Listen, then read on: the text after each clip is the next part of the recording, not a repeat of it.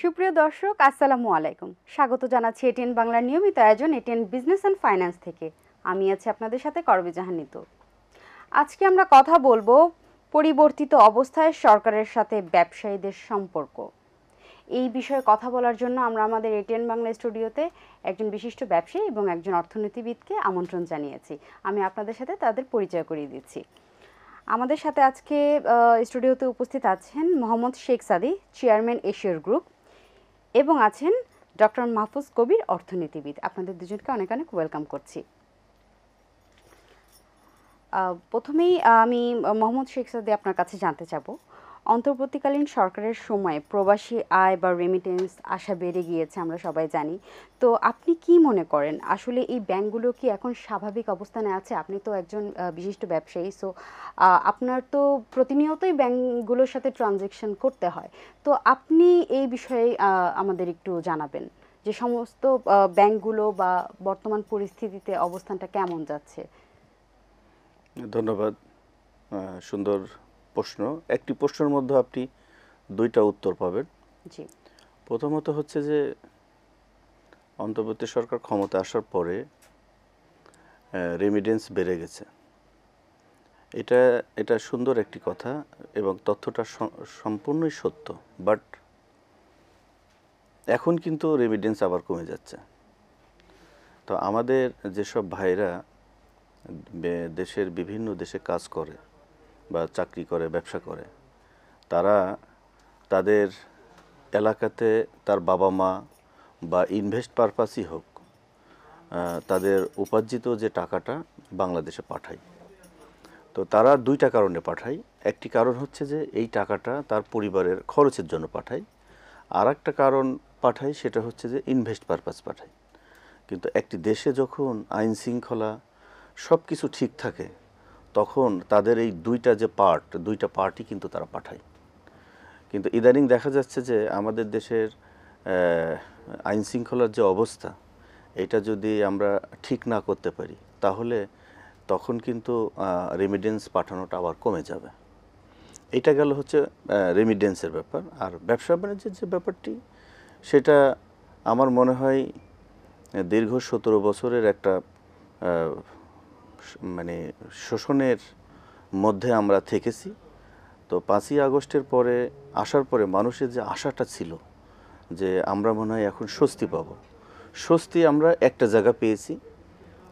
আমরা নিজের মুখের ভাষাটা সুন্দর মতো বলতে পারছি, চলাফেরা করতে পারছি। বাট আগের থেকে কিছু কিছু ক্ষেত্রে আমরা কিন্তু পিছিয়ে যাচ্ছি। যেমন আমি একজন ব্যবসায়ী, আমার মতো আমরা যারা করি বিভিন্ন সেক্টরে, আমরা কিন্তু ব্যবসায় আগাতে পারছি না। কারণ একটি ব্যবসা করতে হলে একটি দেশের শান্তি শৃঙ্খলা, আইন শৃঙ্খলা, এই ব্যাপারগুলো না থাকলে যারা ব্যবসাতে ইনভেস্ট করতে চায় তারাও করতে চায় না। এবং ব্যবসা যদি ভালো না থাকে, দেশের অর্থনীতি কিন্তু ভালো থাকে না। আমরা পারিবারিকভাবে, সামাজিকভাবে আমরা কিন্তু পিছিয়ে যাই। এই জন্য আমি মনে করি একটা দেশের ব্যবসা বলি, অর্থনীতি বলি, যেটাই হোক, এটা সব কিছু নির্ভর করে সেই দেশের আইন শৃঙ্খলার উপরে। আর এই মুহূর্তে এখন অতি দ্রুত আমরা যেটার জন্য আমরা হাজার হাজার ছেলেরা জীবন দিল, এই দেশের গণতন্ত্রের জন্য, এই দেশের মানুষের অধিকারের জন্য।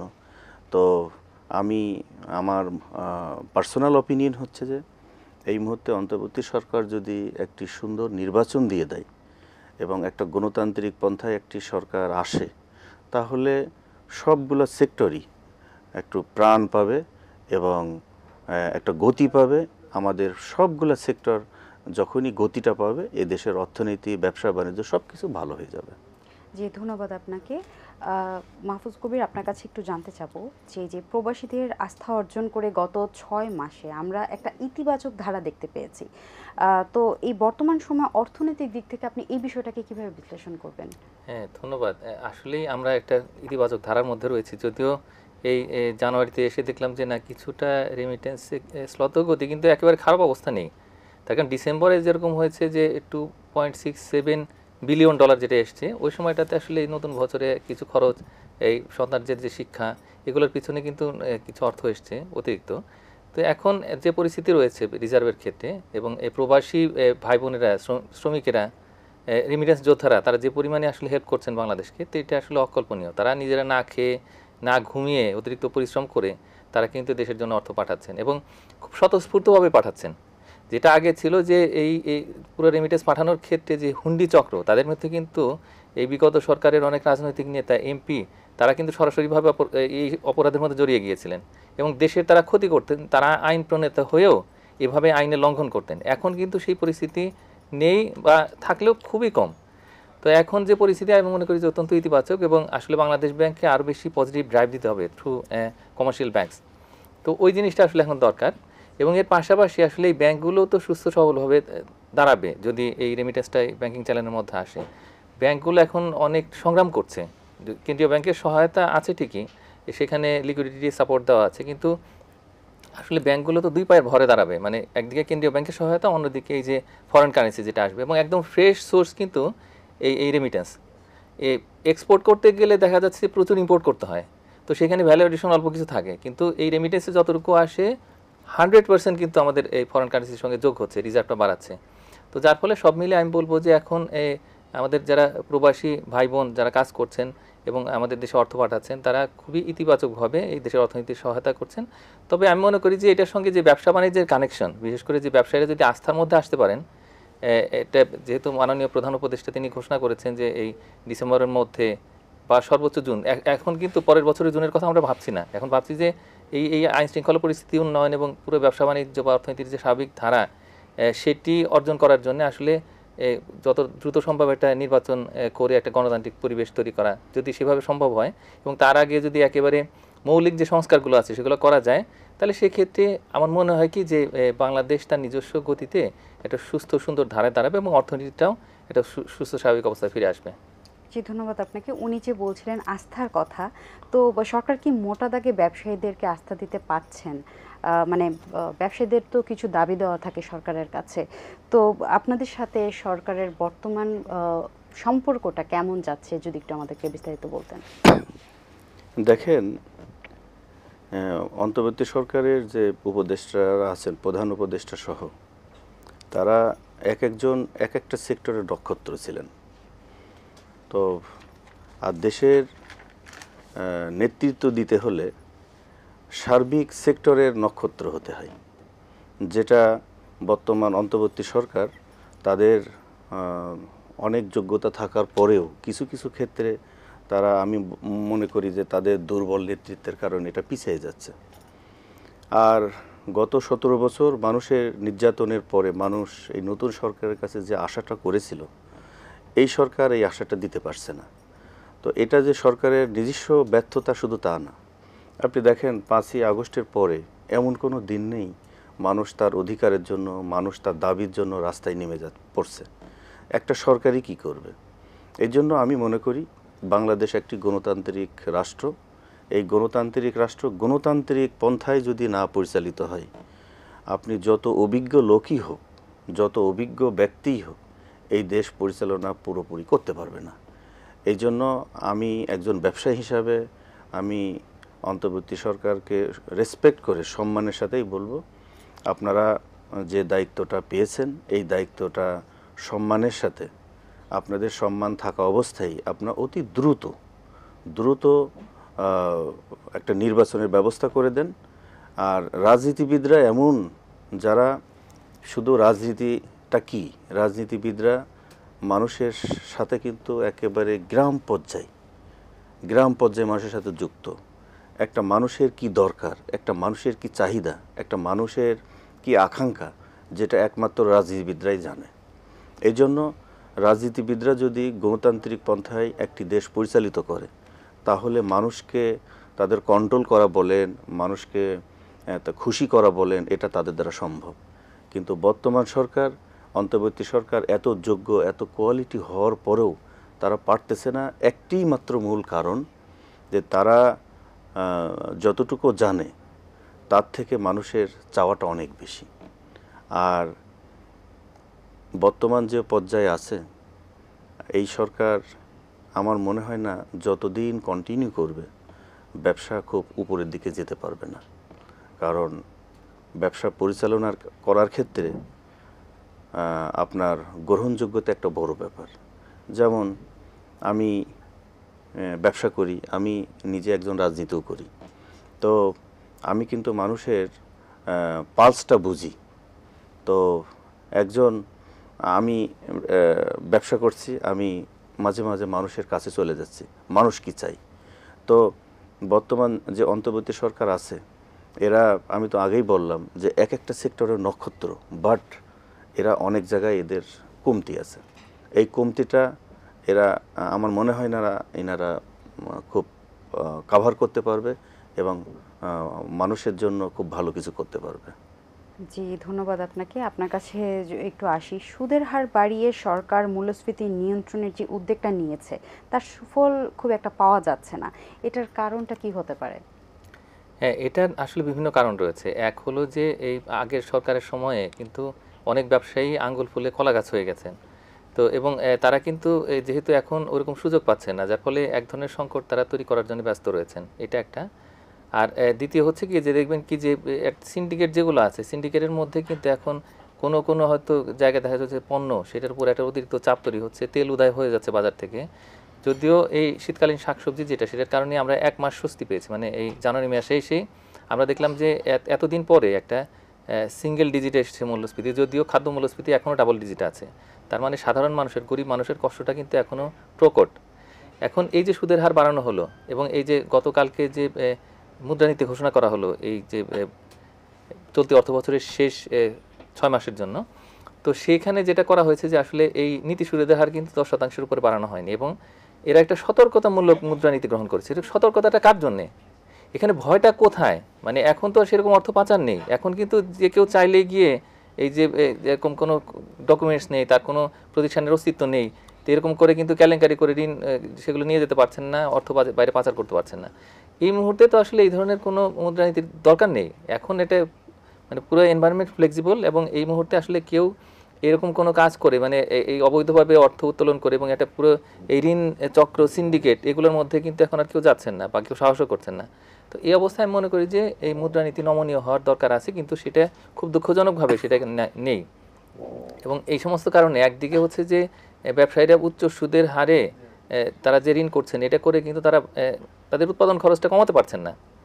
এবং একই সঙ্গে এমন কোনো নির্দেশনা নেই যে এই যে প্রাইভেট সেক্টরে যে ক্রেডিট গ্রোথ, সেটা এই যে 7.3% হয়েছে ডিসেম্বরে। তো এটা কিন্তু আমরা এই কোভিডের পরে এই প্রথম দেখলাম। কোভিডের সময়টা একটা আনইউজুয়াল সিচুয়েশন ছিল, তার আগে প্রায় 15-20 বছরে আমরা এটা দেখিনি। তো এই যে পরিস্থিতি, এই পরিস্থিতিতে ব্যবসা করা যাচ্ছে না এবং একদিকে ব্যবসার খরচ বেশি, অন্যদিকে হচ্ছে যে ওইদিকে যে পিছনে পিছনে কিন্তু নেপথ্যে এই সিন্ডিকেটের কুশলীরা কাজ করছেন। আচ্ছা, বিগত সরকারের আমলে তো একটা মানে খুব জোরতোর একটা সিন্ডিকেট ছিল, এটা আমরা সবাই জানি, কিন্তু এখন আসলে এটা কারা মেনটেন করছে, এই সিন্ডিকেটটা কারা? এরা তো হচ্ছে রং পরিবর্তন করেছে এখন। তো আগে তারা ওই সময় ছিলেন, তারা প্রকাশ্যে ছিলেন যে তারা শক্তি প্রদর্শন করতে বাজার এবং তাদের বিরুদ্ধে কিছুই বলা যেত না, কিছুই করা যেত না। এবং আমরা মন্ত্রীদেরকে বলতে শুনেছি যে সিন্ডিকেট নাকি এতই শক্তিশালী যে ওখানে হাত দেওয়া যাবে না। এখন কি হয়েছে? এখনও কিন্তু একজন এই ব্যবসায়ী, এই বাণিজ্য উপদেষ্টা, কিন্তু তিনি কি করতে পারছেন? তিনি কিন্তু ইভেন তেল ব্যবসায়ীদের সঙ্গেও পেরে উঠছেন না। তো সুতরাং পরিস্থিতি এমন যে ওই যে শক্তি সঞ্চয় করেছিল তারা, সেই শক্তিটার প্রয়োগ এখন দেখাচ্ছে এবং এই সরকারকে আরো বেকায়দা ফেলার চেষ্টা করছে। একদিকে তো বাজারে তো সব পণ্যেরই এখন ঘাটতি দেখা যাচ্ছে। এই মানুষেরাও অশান্ত, এখন কোন কোন জায়গায় প্রতিদিনই তো বিক্ষোভ হচ্ছে, এ তুচ্ছ কারণে এগুলো হচ্ছে এবং এই অস্থিতিশীলতা একদিকে তৈরি হচ্ছে, তারাও খুশি হচ্ছেন, তারা আবার বাজারে গিয়ে অস্থিতিশীল করছেন, যার ফলে সব মিলিয়ে যে পরিস্থিতি। আর অন্যদিকে যে এই নীতি সুদের হার বৃদ্ধির কারণে যে আবার ঋণের সুদের হার বৃদ্ধি, সব মিলিয়ে কিন্তু ব্যবসায়ীরাও অস্বস্তিতে এবং এই যে পুরো বৃহত্তর যে ব্যবসায়ী সমাজ, তাদের জন্য এটা একটা অভিশাপ হিসেবে চলে এসছে। মানে এত বেশি আসলে ঋণের সুদের হারে তো ব্যবসা করা কি সম্ভব? আবার ক্রেডিটে তো পাওয়া যাচ্ছে না, সেই অর্থে ছোটরা পাচ্ছেন না, মাঝারি যারা ব্যবসা করছেন তারা কিন্তু পাচ্ছেন না। তো এই সব মিলিয়ে যে সমস্যা, এটার কারণেই আলটিমেটলি আসলে এই যে আমাদের মূল্যস্ফীতি যেটি রয়েছে সেটা কিন্তু কমানো যাচ্ছে না।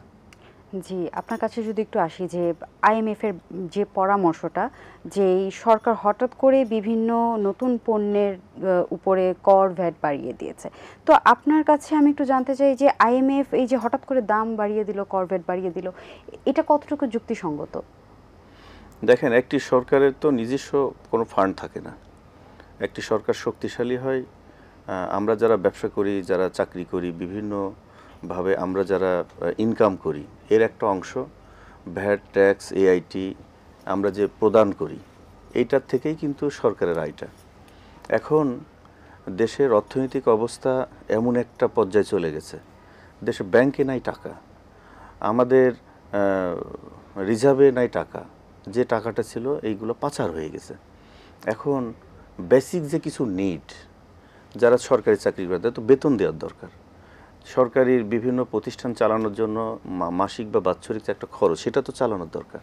এখন সরকারের যদি ফান্ড না থাকে, সরকার অবশ্যই চেষ্টা করবে যে টাকাটা কিভাবে আর্ন করা যায়, কিন্তু সরকারকে তো মাথায় রাখতে হবে যে যাদের কাছ থেকে আমি টাকাটা নিব বা যে পন্থায় নিব, তারাও তো আরেকটার উপর নির্ভরশীল। তো এখন আমার মতো একজন ব্যবসায়ী, আমাকে ধরা হচ্ছে ভ্যাট 15%, যে ভ্যাট আমরা 5% দিলাম, আমরা সরকারের সাথে বসলাম, সরকার কি বলল যে ঠিক আছে আগের ভ্যাটটাই আমরা নির্ধারণ করলাম।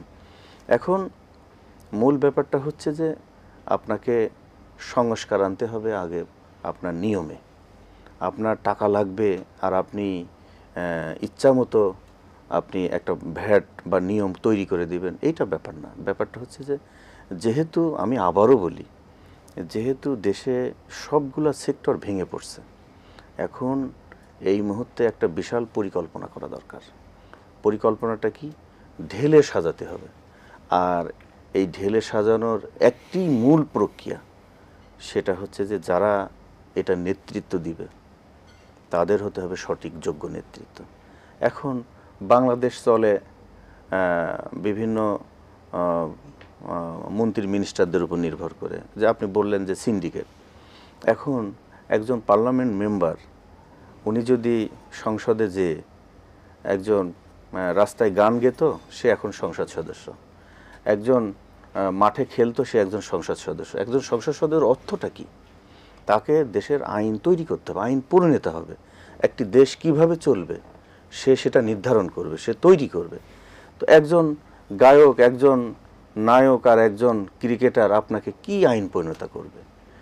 তো এই কারণেই অর্থনীতি আজকে আমরা আইএমএফের কথা আমাদেরকে শোনা লাগছে, তাদের ফর্মুলা আমাদেরকে গ্রহণ করা লাগছে। এই জন্য আমি আবারও বলি, ভালো লোক ছাড়া, যোগ্য লোক ছাড়া ভালো কাজ সম্ভব না। যোগ্য লোককে যোগ্য জায়গায় বসাতে হবে, তাকে দায়িত্ব দিতে হবে, তাকে কাজ দিতে হবে, সুযোগ দিতে হবে, তাহলে দেশের একটা চমৎকার ফর্মুলা তৈরি হবে এবং এটার উপর দাঁড়িয়ে দেশ এগিয়ে যাবে। জনগণকে সাথে নিয়ে দেশের বিভিন্ন উইংস একসাথে হয়ে ইউনাইট হয়ে কাজ করবে। জি, ধন্যবাদ আপনাকে। একটু ছোট বিরতি নেওয়ার সময় হয়ে গেছে। দর্শক, আমরা একটি বিরতিতে চলে যাচ্ছি, বিরতির পর আবারও ফিরে আসবো, ততক্ষণ পর্যন্ত আমাদের সাথেই থাকুন। দর্শক, একটু ছোট বিরতির পর আবারও ফিরে এলাম। জি, ডক্টর মাহফুজুর কবির, আপনার কাছে একটু জানতে চাবো যে অন্তর্বর্তীকালীন সরকারের সময় তো অধিকার আদায়ের নামে প্রতিনিয়ত বিক্ষোভ ভাঙচুর হচ্ছে, এতে তো ব্যবসা বাণিজ্যের চরম ক্ষয়ক্ষতি হচ্ছে। তো এই পরিস্থিতি কিভাবে নিয়ন্ত্রণে আনা যেতে পারে, এটা যদি আপনি আমাদের অর্থনীতির ভাষায় একটু বলতেন, যে আমরা উন্নতির মুখ কিভাবে আসলে দেখতে পারবো। এখন এই যে গত 16-17 বছরের যে এই বঞ্চনা, তো এবং একই সঙ্গে তাদের যে উপরে অনেক সময় যে নির্যাতন করা হয়েছে, তো এগুলো সবাই জানেন। হ্যাঁ, এবং কারো না কারো, কোনো না কোনো পরিবারের হয়তো কেউ গুম হয়েছেন, তো আবার দেখা যাচ্ছে যে এই আইন শৃঙ্খলা বাহিনীর অন্যায় নির্যাতনের শিকার হয়েছেন, হত্যা করা হয়েছে। তো এই বিষয়গুলো ক্ষেত্রে যেটা হয়েছে যে যারা হলো এই যে এখানে ক্ষতিগ্রস্ত হয়েছেন, তারা আছেন একদিকে, এটা খুবই স্বাভাবিক যেটা হয়ে থাকতে পারে। কিন্তু এখন যেটা দেখা যাচ্ছে যে প্রায়ই এই যে প্রতিদিন একটা বা দুটো করে যে আন্দোলন হচ্ছে, ভাঙচুর বিশৃঙ্খলা হচ্ছে, তো সেটার পিছনে আবার আমার মনে হয় যে স্বার্থান্বেষী কিছু গোষ্ঠীও আছে যারা চাচ্ছেন যে দেশের স্থিতিশীলতা না থাকুক। তো এটা এই মানুষ সন্দেহ করছেন, কিন্তু তো এইভাবেই কিন্তু এই যে প্রতিদিন এই সমস্ত বিক্ষোভ হচ্ছে, এবং এতে যেটা হচ্ছে সেটা হলো যে এই ব্যবসায়ীদের আস্থা কমে যাচ্ছে এবং সরকারের প্রতি মানুষের একটা বিরূপ মনোভাব তৈরি হচ্ছে। এবং এর পাশাপাশি আন্তর্জাতিক মহলে বাংলাদেশ যে একটা অস্থিতিশীল রাষ্ট্র, বাংলাদেশ যে ব্যর্থ হতে যাচ্ছে, তো এই ধরনের কিন্তু একটা ইমেজ তৈরি করার একটা সুযোগ তৈরি হচ্ছে। আমি মনে করি যে এই কারণেই আসলে এখন নতুন করে একটু মানে স্ট্র্যাটেজি তৈরি করতে হবে। শুধুমাত্র বিবৃতি দিলেই হবে না যে এদের বিরুদ্ধে আইনগত ব্যবস্থা গ্রহণ করা হবে বা শুধু বললেই হবে না যে আপনারা এগুলো বন্ধ করুন। এখন একটা ডায়লগ তো দরকার, এবং এটার জন্য আমি মনে করি যে রাজনৈতিক নেতৃবৃন্দ, বিভিন্ন দলের যারা রাজনৈতিক নেতা রয়েছেন, তারপরে যে যারা এক্সপার্ট ব্যবসায়ী, সবার সঙ্গে আমি মনে করি যে সিরিজ অফ মিটিং দরকার। তার কারণ সবার সহযোগিতায় কিন্তু এই বিষয়টা আসবে, স্থিতিশীলতা আসবে। এই প্রত্যেকটা রাজনৈতিক দলের সঙ্গে কিন্তু তাদের একেবারে গ্রাসরুটস লেভেলে কর্মী বাহিনী রয়েছে, তো এবং একটা চেইন অফ কমান্ড আছে। তো এখন তাদেরকে যদি আমরা আস্থায় না নেই, তাদের সঙ্গে যদি আলাপ আলোচনা না করি, তাহলে কিভাবে আসলে এই যে ন্যাশনাল কনসেনসাসের কথা যেটা বলি আমরা, তো সেটা হবে শুধুমাত্র কিন্তু সংস্কারের জন্যেই আসলে ঐকমত্য, সেটা কিন্তু নয়।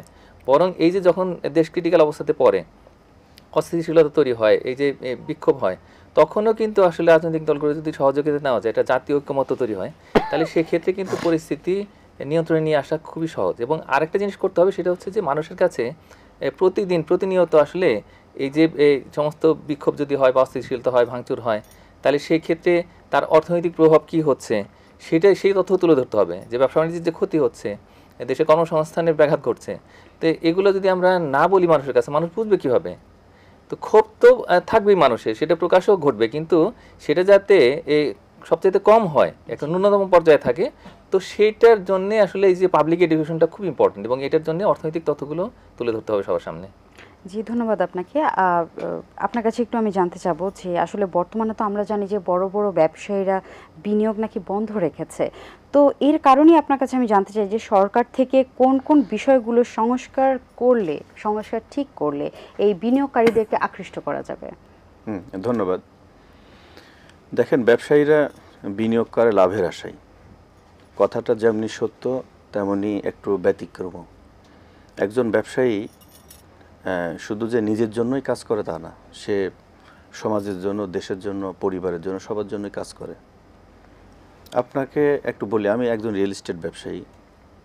2008 সালে, এখন থেকে বেশি দিন আগের কথা না, একটা আমাদের ঢাকা শহরটাকে একটা মহাপরিকল্পনার আওতায় আনা হলো, নতুন একটা ফার আনা তৈরি হলো।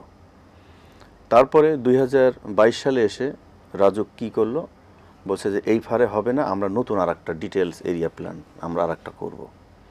তো যখন 2022 সালে এসে একটা নতুন নিয়ম করলো, তো এর সাথে অনেকগুলো উইংস থাকে। যেমন আমরা রিয়েল এস্টেট যারা ব্যবসা করি, তাদের একটা সংগঠন আছে রিহাব, তারপরে রাজুক, গৃহায়ন, স্থাপত্য অধিদপ্তর, অনেকগুলো উইংস থাকে। কে সাথে বসা হলো না, না বসে রাজুক নিজের মতে নিজের কয়েকজন ব্যক্তিকে নিয়ে হঠাৎ একটা নিয়ম করলো, যে নিয়মটা 3 থেকে 4 বছর ঘষা মাজা চলতে থাকলো। এই 5ই আগস্ট এসে এটাও তো কয়েক মাস হয়ে গেল, রাজুকের চেয়ারম্যান আমাদেরকে আশ্বস্ত করলো যে আমরা অচিরেই এটা আমরা প্রত্যাহার করব এবং নতুন ফার যেটা হয় আমরা সেটা নির্ধারণ করব। তো দেখেন, আমি সংক্ষিপ্তভাবে বলি, একটা দেশ, একটা সমাজ, একটা কাঠামো আমার ইচ্ছার উপর, কোনো ব্যক্তির ইচ্ছার উপর নির্ভর করে না। আমি একটা জায়গা বাড়ি করছি, আমি 10 তলা বাড়ি করছি, আর আপনি 7 বছর 8 বছর পরে এসে বললেন এখানে 3 তলার বেশি করা যাবে না। এই অধিকার তো আপনাকে কেউ দেয়নি। ঢাকা শহর ছোট্ট একটা শহর, এখানে 2 কোটি লোক বাস করে, এখানে 50 বছরের একটা মাস্টার প্ল্যান তৈরি করতে হবে। আজকে প্রায় 4 থেকে 5 বছর আমরা এই ফারের পিছনে দৌড়াচ্ছি, এই ড্যাপের পিছনে দৌড়াচ্ছি, আমরা ঠিকমতো জমি নিতে পারতেছি না, আমরা ঠিকমতো প্ল্যান পাস করতে পারতেছি না, আমলাতান্ত্রিক জটিলতা। আমার ব্যবসা, আমি তো এখানে শত শত হাজার হাজার কোটি টাকা ইনভেস্ট করছি, তাহলে আমার এই ইনভেস্টের তো কোনো সিকিউরিটি নেই। আপনাকে এখানে আরেকটু যোগ করি, আমি এর আগে যে উচ্চারণটা করলাম ব্যক্তির নিয়ম, দেখেন বসুন্ধরাতে প্রায় আমি 100-র বেশি প্রজেক্ট করেছি। বসুন্ধরাতে 5 কাঠা একটি প্রজেক্ট, কাজ ধরার আগে বসুন্ধরাকে পার কাঠায় 10 লাখ টাকা দিতে হবে, 50 লক্ষ টাকা। কি এটা? ওয়ান কাইন্ড অফ চাঁদাবাজি। ওই 10 লক্ষ টাকা পার কাঠায় না দিলে সে ওখানে কাজ করতে দেবে না। এটা তো কোনো সরকারি রুলস না, এটা তার তৈরি করা রুলস। এটা কেন নেওয়া হচ্ছে? বলছে এটা আমার ডেভেলপমেন্ট কস্ট, আমার সার্ভিস চার্জ। অথচ আমি যে জমির মালিকের এই বিল্ডিংটা করার জন্য চুক্তিবদ্ধ হয়েছি, সে কিন্তু তার বাজারের মূল্য পরিশোধ করে দলিল, মিউটেশন সব কমপ্লিট করছে। তো এখন এটা দেখার তো কেউ নেই। এই জন্য আমাদের এই দেশ পিছিয়ে যাওয়ার অন্যতম কারণ, আমাদের ইনভেস্টের অন্যতম কারণ, আমাদের ডেভেলপমেন্টের বাধার অন্যতম কারণ হচ্ছে সরকারের খেয়ালের প্রতি অনীহা, সরকারের কন্ট্রোলে নেই। এবং আমাদের অনেক ব্যবসায়ীরাও আছে যারা সরকারকে বিশেষ সুযোগ সুবিধা, সরকারি যারা পরিচালনাতে থাকে, বিশেষ সুযোগ সুবিধা দিয়ে নিজের স্বার্থ চরিতার্থ করার জন্য এই সুযোগগুলো করে নেয়, যেটা একজনের ব্যবসায়ীর যেমন করা ঠিক না, সরকারেরও এই কাজটা বা সরকারে যারা থাকে তাদেরও সুযোগটা দেওয়া ঠিক না। কারণ দিন শেষে কিন্তু আমরা জনগণের জন্য, সমাজের জন্যই কাজ করি। আজকে যে এই তসরূপটা হচ্ছে, আমি তো শুধু এখানে বললাম, এই যে বাংলাদেশে যে ব্যাংকগুলোর মালিক অধিকাংশই কিন্তু আমাদের ব্যবসায়ীরা। আপনি দেখেন এই ব্যবসায়ীরাই, কিছু কিছু ব্যবসায়ী ব্যবসার নাম ধরে সরকারের বিভিন্ন আগ্রহ ব্যক্তিদেরকে সুযোগ সুবিধা দিয়ে লুটপাট করছে। আজকে যে ব্যবসার মন্দা, আজকে দেশে যে অস্থিতিশীল, মূল কারণ কিন্তু সরকার, মূল কারণ কিন্তু নীতি নির্ধারণী, ভুল নীতি নির্ধারক। মূল কারণই হচ্ছে জনগণকে ফাঁকি দিয়ে, জনগণের মতামতকে প্রাধান্য না দিয়ে একটা একনায়কতান্ত্রিক একটা ফ্যাসিবাদ প্রতিষ্ঠা করার জন্য আমাদেরকে ঠগানো হয়েছে, আমাদের অর্থনীতিকে ঠগানো হয়েছে, দেশকে ঠগানো হয়েছে, সব সেক্টরকে ঠগানো হয়েছে। এখন আমি ব্যবসা ইনভেস্ট বলি, ব্যবসা বলি, সব কিছু কিন্তু পরিবেশের উপর নির্ভর করে, শান্তি শৃঙ্খলা নিয়মের উপর নির্ভর করে, মাস্টার প্ল্যানের উপর নির্ভর করে। এই জন্য ভালো লোক, শিক্ষিত লোক, যোগ্য লোক জায়গা মতো আমরা যত সময় বসাতে না পারবো, আমাদের এই অস্থিরতা, আমাদের এই বিশৃঙ্খলা কখনোই মেটানো সম্ভব না। জি, ধন্যবাদ আপনাকে। আপনার কাছে একটু আসি, উনি যে বলছিলেন বিগত সরকারের লুটপাটের কথা, তো সরকার তো সংস্কারের কাজ করছে, এটা অবশ্যই একটি ভালো দিক, কিন্তু ডলার যে পাচার হয়ে গিয়েছে সেগুলো ফেরত আনানোর, মানে যেই টাকাগুলো লুটপাট হয়ে গেছে সেগুলো ফেরত আনানোর তো কোনো উপায় আমরা জানি না, সেই বিষয়ে আপনি একটু আমাদেরকে বলবেন। হ্যাঁ, এই যে অন্তর্বর্তী সরকার দায়িত্ব নেওয়ার পরেই যে এই বাংলাদেশ ব্যাংকের নতুন গভর্নর এলেন, তিনি কিন্তু এর পরই বেশ কিছু মিটিং করেছেন এবং আমরা দেখতে পেয়েছি যে কোনো কোনো দেশের রাষ্ট্রদূত প্রধান উপদেষ্টার সঙ্গে কথা বলেছেন। এই বৈঠক করার পরে তারা কিন্তু সহযোগিতার আশ্বাস দিয়েছেন। তো এরপরে আলাপ আলোচনা হয়েছে এবং আন্তর্জাতিক সংস্থা, বিশেষ করে বিশ্ব ব্যাংক, IMF, তারাও কিন্তু বাংলাদেশ সরকারকে সহযোগিতার জন্য প্রস্তুত, যাতে করে এই যে পাচার হওয়ার টাকা এবং ব্যাংকের মধ্যে যে সমস্যাগুলো রয়েছে ম্যাল গভর্নেন্সের, এবং দেশের ভিতরে তো অনেক ঋণ নেওয়া হয়েছে যেগুলো আসলে খেলাপি হিসেবে ইতিমধ্যে পরিগণিত হয়েছে এবং ওই অনেক টাকা আবার ফেরত আসবে না, সেইভাবে ধরে নিয়ে তারপরে কিন্তু স্ট্র্যাটেজিগুলো তৈরি করা হচ্ছে। এখন যে অর্থ ফেরত গেল সেটা খুব দ্রুত যদি ফেরত আসে, অনেক চেষ্টার পরেও, তাহলেও সেটা 15 থেকে 20 বছর হয়তো লাগতে পারে। আমরা বিভিন্ন দেশে উদাহরণ দেখেছি, ফিলিপাইন সহ অন্যান্য জায়গাতে। তো এখন বিষয়টা কিন্তু একেবারে সহজ নয়, কিন্তু এটাতে তো মানে গা ঢিলা দিলে চলবে না, মানে এটা তো আগাতে হবে, কাজ করতে হবে, চুক্তি করতে হবে। বিশেষ করে যে পারস্পরিক আইনগত সহযোগিতা চুক্তি, সেটা খুব দরকার ছিল এবং এটা নিয়ে আমি প্রায় 2-3 বছর ধরে কথা বলছি যে এই সমস্যাগুলো, এগুলো জন্য অলরেডি অনেকগুলো ফাইল আছে, যে অর্থ যে পাচার হয়েছে প্রায় 982টা ফাইল এরকম দুদকের কাছে, বাংলাদেশ ব্যাংকের ফাইন্যান্সিয়াল ইন্টেলিজেন্স ইউনিটের কাছে আছে। তো সেইগুলো নিয়ে কি হলো? এখন এই অন্তর্বর্তী সরকারের একটা বড় দায়িত্ব ছিল কিন্তু এই ফাইলগুলো নিয়ে বসে এই ব্যক্তিগুলোকে চিহ্নিত করে প্রয়োজনে তাদের তথ্য আসলে আন্তর্জাতিক মিডিয়ার কাছে, ইন্টারপোলের কাছে পাঠানো। তো এইভাবে করে কিন্তু প্রক্রিয়াগুলোকে একটু নাড়াচাড়া করা যেতে পারত। বিদেশিরা আমাদেরকে সহযোগিতা করার জন্য রাজি আছে, তাদের কেন্দ্রীয় ব্যাংকগুলো রাজি। তো এই অবস্থায় আসলে উদ্যোগটা নিতে হবে এবং উদ্যোগটা জারি রাখতে হবে। এই জায়গাতে আমি মনে করি যে বাংলাদেশ ব্যাংকের দিক থেকে যথেষ্ট পরিমাণে আগ্রহ বা সক্রিয়তা সেটা দেখা যাচ্ছে না। আর এই নতুন যে মুদ্রানীতি ঘোষণা করা হলো গতকাল, তো সেটার মধ্যেও এটার রিফ্লেকশন দরকার ছিল, যে তাদের বলা দরকার ছিল যে তারা এই পাচার হওয়া অর্থ ফেরত আনার জন্য কী কী কাজ করবে আগামী 6 মাসে। তো সেই বিষয়গুলো খুব দুঃখজনকভাবে উপস্থিত নেই। তো এখন একদিক দিয়ে হচ্ছে সতর্কতামূলক মুদ্রানীতি, যে একেবারে প্রচণ্ড ভয়ের মধ্যে আছেন তারা। তো এইটা একটা, অন্যদিকে আসলে ইনফ্লেশন কীভাবে কমাবেন সেটারও পরিষ্কার দিক নির্দেশনা নিয়ে আবার এক উচ্চ সুদের হার, পুরো যে প্রাইভেট সেক্টরের ক্রেডিট গ্রোথ সেটা কমানো এবং সেটা ডাবল ডিজিটের নিচে রাখা, সিঙ্গেল ডিজিটের মধ্যে রাখা। তো এইভাবে করে তো আসলে হবে না। পাচার হওয়া অর্থ ফেরত নিয়ে আসাটা আসলে জনগণের দাবি, এবং জনগণের যে কষ্টার্জিত যে ডলার, সেগুলো কিন্তু মানে টাকা ব্যাংক থেকে বের করে নেওয়া হয়েছে, অন্যভাবে টাকা হয়তো উপার্জন করা হয়েছে এবং সেই টাকা ডলার করে বাংলাদেশ ব্যাংককে একেবারে ফকির করে সেগুলো পাঠিয়ে দেওয়া হয়েছে, সেখানে বেগম পাড়া হয়েছে। বিভিন্ন দেশে দেখা যাচ্ছে, এক ব্রিটেনেই একজনের কতগুলো বাড়ি তো প্রায় 365 এরকম বাড়ি।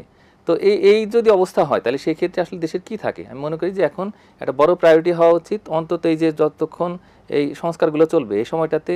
বাংলাদেশ ব্যাংক নিয়ে তো সংস্কার সেভাবে কিছু নেই, বা এই যে পুরো ব্যাংকিং খাত নিয়েও সংস্কারের জন্য আলাদা করে কোনো কমিশন হয়নি, একটা টাস্কফোর্স হয়েছে, কী করছে কেউ জানে না।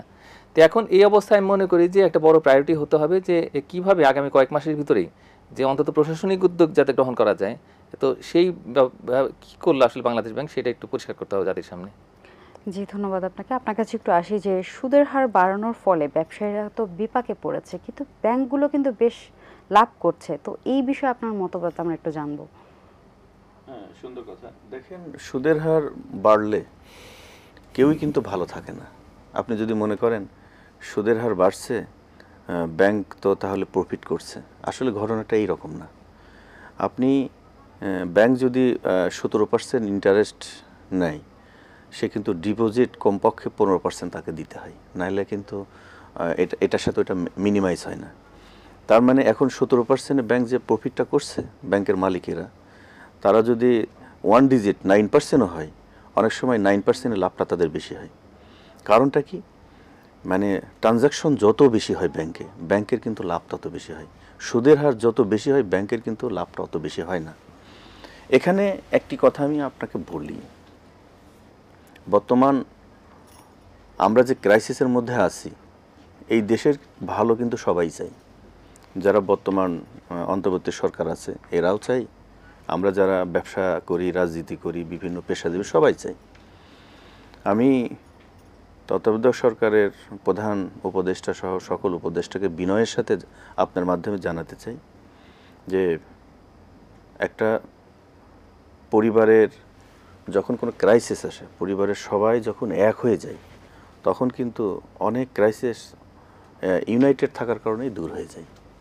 এই জন্য ব্যবসার ক্ষেত্রে এই অন্তর্বর্তী সরকারের উচিত ব্যবসায়ীদের সাথে বসা, রাজনীতির ক্ষেত্রে রাজনীতিবিদদের সাথে বসা, আপনার বিভিন্ন পেশাজীবীদের সাথে সরকারের বিভিন্ন উপদেষ্টাদের বসতে হবে, যে সেক্টরের লোক সেই সেক্টরের লোকের সাথে বসতে হবে, রিয়েল জিনিসটাকে বের করতে হবে, বের করে মন থেকে এটা সমাধানের চেষ্টা করতে হবে। আপনি যদি আমি ক্ষমতায় আছি, আমি ক্ষমতার অপব্যবহার দেখাবো, আমি যেটা বলবো সেটাই শুনতে হবে, তাহলে কিন্তু সমস্যার সমাধান করা সম্ভব না। যেহেতু দেশের একটা পরিস্থিতি ক্রাইসিস মুভমেন্ট চলছে, এই সরকার যদি সংশ্লিষ্ট বিভিন্ন সেক্টরের সাথে এক্সপার্টদের সাথে বসে অতি দ্রুত এটা সমাধান করার চেষ্টা না করে, ডে বাই ডে এটা আরও ঘনীভূত হবে। যেটা আমরা যারা ব্যবসা করি, রাজনীতি করি, বিভিন্ন আমরা যে যে সেক্টরেই আছি, আমাদের কেউ এর বাইরে আমরা যেতে পারবো না। সবাইকে এর ইফেক্ট নিতে হবে এবং বাংলাদেশের ফিউচার ভালো হবে না। কিন্তু আমার একটা বিশাল বিশ্বাস আছে, Nobel laureate doctor Mohammad Yunus, উনি একজন বিশ্ববিখ্যাত অভিজ্ঞ লোক। ওনার একটা আলাদা গ্রহণযোগ্যতা আছে। ওনার গ্রহণযোগ্যতা শুধু দেশের মধ্যে নয়, বিদেশেও আছে। এখন যে পরিস্থিতি, এই পরিস্থিতি উনি ইচ্ছা করলেই বাংলাদেশকে সামনের দিকে এগিয়ে নিয়ে যেতে পারে। তো আমি মনে করি উনি সেটা চেষ্টা করবে এবং আমরা ওনার উপরে সেই আস্থাটা রাখতে পারি। কিন্তু সেই সময়টাই তো আমরা হয়তো তাকে দিয়ে উঠতে পারছি না। দেখেন, ডেভেলপমেন্টের কোনো টাইম নেই, কিন্তু আপনি যত উন্নয়ন করবেন ততই মনে হবে যে আরও করা উচিত। তো আপনি যদি উন্নয়ন করার জন্যই আপনি কাজ করতে চান, তাহলে আরেকজন কিন্তু বলবে যে উনি একা উন্নয়ন করতেছে, আমি উন্নয়নের ভাগিদার হতে চাই। এই জন্য প্রত্যেকটা জিনিসেরই একটা সীমানা আছে, একটা শেষ আছে। তো ওনারা যে ম্যান্ডেট নিয়ে এখানে আসছে, তো সেই চিন্তা করতে হবে এই ম্যান্ডেটটা কে দিয়েছে? জনগণ দিয়েছে। তো এখন জনগণ কি চাচ্ছে এই জিনিসটা তাদেরকে বুঝতে হবে। তো আমি মনে করি আমরা যারা জনগণ, আমরা যারা ব্যবসায়ী, আমরা যে জিনিসটা আমাদের নিড, যেটা আমাদের চাওয়া, এটা তাদেরকে বুঝতে হবে, বুঝেই তাদেরকে সিদ্ধান্ত নিতে হবে। জি ধন্যবাদ আপনাকে, ধন্যবাদ আপনাদের দুজনকে। আমরা অনুষ্ঠানের শেষ পর্যায়ে চলে এসেছি। দর্শক, আমরা কথা বলছিলাম পরিবর্তিত অবস্থায় সরকারের সাথে ব্যবসায়ীদের সম্পর্ক নিয়ে। আমরা যে ডিসকাশন করলাম এতে হয়তো আপনারা উপকৃত হয়েছেন। আগামী পর্বে কোনো সমসাময়িক বিষয় নিয়ে আপনাদের সামনে আবার হাজির হব। ততদিন পর্যন্ত ভালো থাকুন, সুস্থ থাকুন এবং এটিএন বাংলার সাথেই থাকুন। ধন্যবাদ।